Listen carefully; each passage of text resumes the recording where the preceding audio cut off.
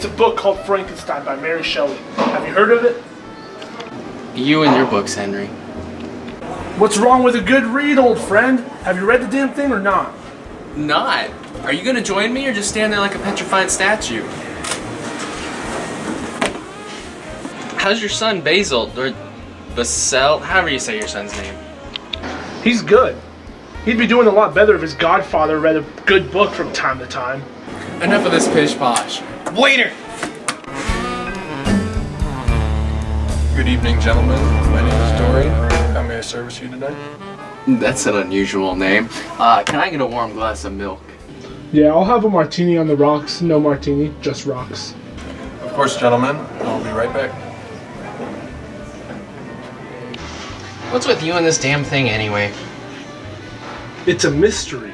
The true missing piece to the mystery that is Mary Shelley. Mystery, huh? That's right. What is this?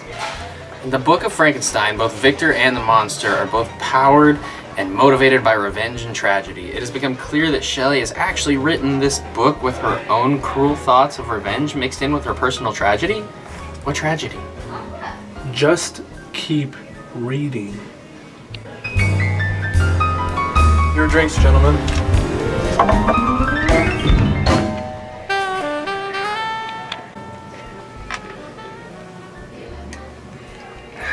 From the moment of her birth, Shelley was destined to be something different. She would never live a normal life. Her father was an atheist and her mother was an extreme feminist. Later in her life, when she leaves Geneva, Mary gives birth to a child and loses a child. There alone, we have that idea of the monster being something created dead.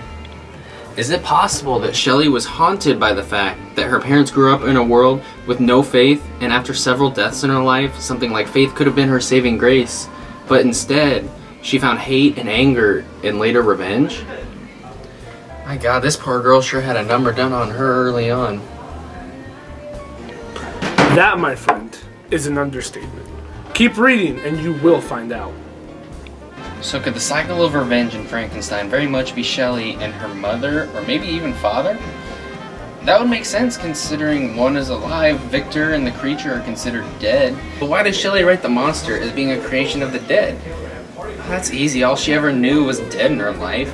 That would explain why we sympathize with the creature so much, because it's Shelley telling us how she feels and how much she resents her family for making her the monster she is.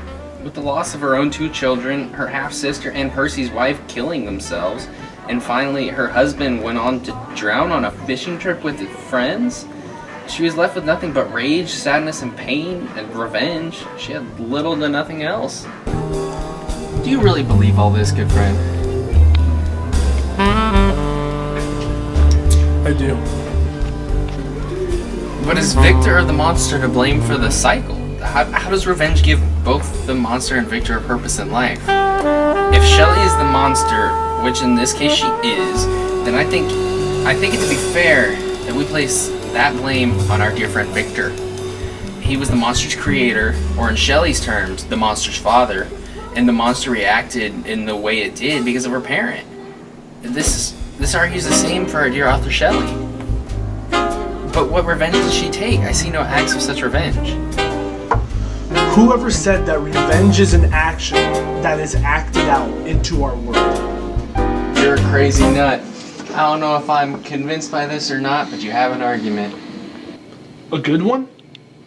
You have one.